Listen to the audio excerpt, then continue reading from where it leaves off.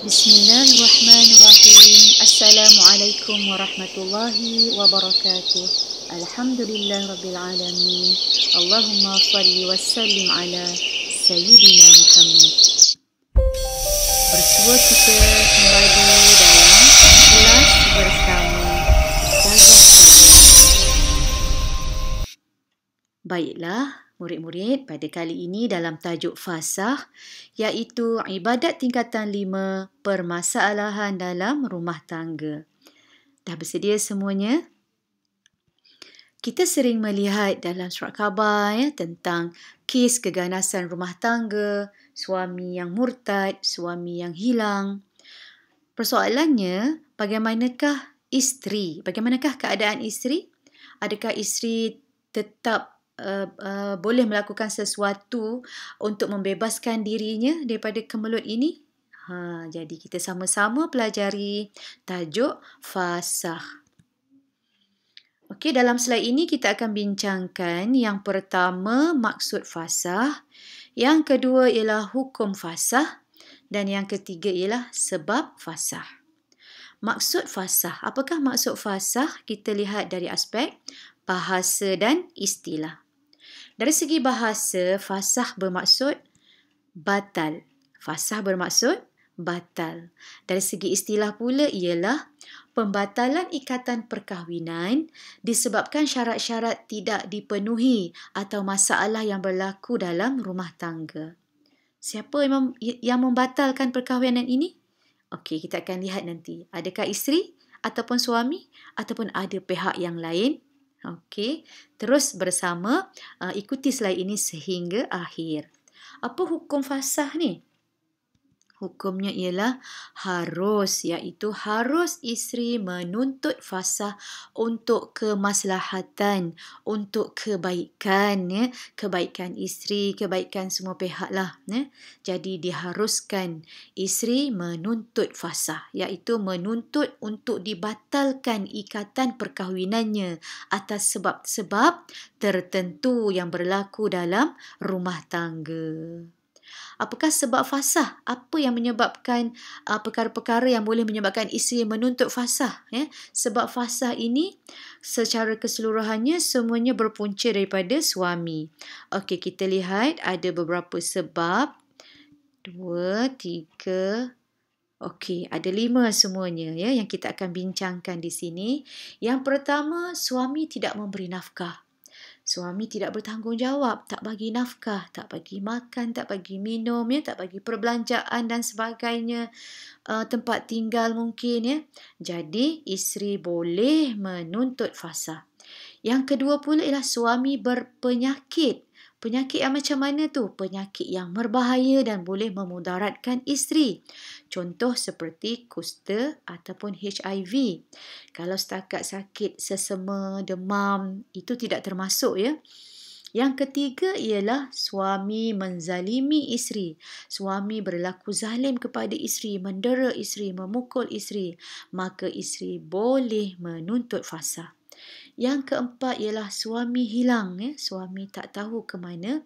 Dan dalam perbincangan para ulama, disebutkan di sini mengikut mazhab 6 bulan untuk mazhab Hambali, 1 tahun untuk mazhab Maliki dan 4 tahun untuk mazhab Syafi'i. Suami hilang tak tahu ke mana, maka dalam tempoh yang telah ditetapkan ini bolehlah isteri tadi menuntut dibatalkan perkahwinannya.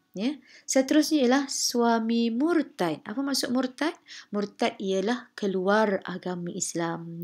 Jadi apabila suami telah terbatal akidahnya, terbatal murtad dan akan menyebabkan kesan kepada akidah isteri, maka isteri boleh menuntut fasah. Seterusnya murid-murid, kita lihat pula proses fasah. Ada proses Proses, kita lihat prosesnya satu persatu. Yang pertama ialah lapor, siasat, batal, nasihat.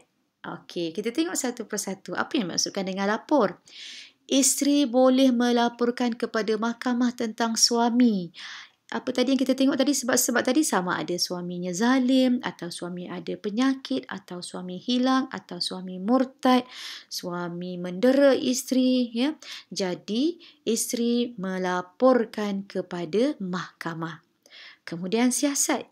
Mahkamah akan membuat siasatan tentang alasan dan bukti yang telah diberikan oleh isteri tadi. Seterusnya, mahkamah akan membatalkan perkahwinan tersebut jika alasan dan bukti tadi sah dan benar. Ya. Jika sabit kesalahan suami tadi, maka mahkamahlah yang akan membatalkan perkahwinan ini. Siapa yang batalkan perkahwinan? Mahkamah. Ya, pihak mahkamah. Bukan isteri, bukan juga suami, tapi mahkamah yang membatalkannya. Nasihat, apa maksudnya? Sekiranya bukti dan alasan tadi tidak tepat, mungkin direka-reka oleh isteri, maka mahkamah akan menasihati pasangan tersebut untuk mengekalkan perkahwinan mereka. Seterusnya, murid-murid, kita lihat pula dalam slide ini. Yang pertama ialah kesan fasah dan yang kedua ialah hikmah fasah. Okey, kesan fasah ada dua. Yang pertama, suami dan isteri tidak boleh rujuk dalam tempoh iddah. Murid-murid kita dah belajar kan tentang rujuk dan iddah. Dalam tempoh iddah, suami boleh rujuk. Tetapi dalam perceraian secara fasah, suami isteri tidak boleh rujuk. Sebaliknya, suami dan isteri boleh berkahwin semula dengan akad dan mahar yang baharu. Okey, kita tengok pula hikmah fasah. Ada berapa yang akan kita bincangkan di sini? Okey, kita akan bincangkan 5 hikmah fasah, iaitu pertama, memberi peluang kepada isteri untuk membuat tuntutan pembatalan perkahwinan. Maknanya ada ruang untuk isteri untuk menyatakan, ya, untuk membatalkan perkahwinan. Seterusnya, mengelakkan kemudaratan kepada isteri. Ya, isteri yang didera, isteri yang suaminya sakit yang berbahaya, isteri yang hilang. Jadi, fasah dapat mengelakkan kemudaratan kepada isteri. Juga memberi peringatan kepada suami agar menunaikan tanggungjawab. Ya, ini bagi suami yang tidak menunaikan nafkah, suami yang menzalimi. Jadi ini sebagai satu peringatan bahawa isteri mempunyai hak untuk menuntut fasah. Seterusnya, menghindarkan situasi yang tidak baik terhadap perkembangan anak-anak. Ya, jika anak-anak melihat keadaan ayahnya yang tidak bertanggungjawab, ya, dibiarkan begitu sahaja.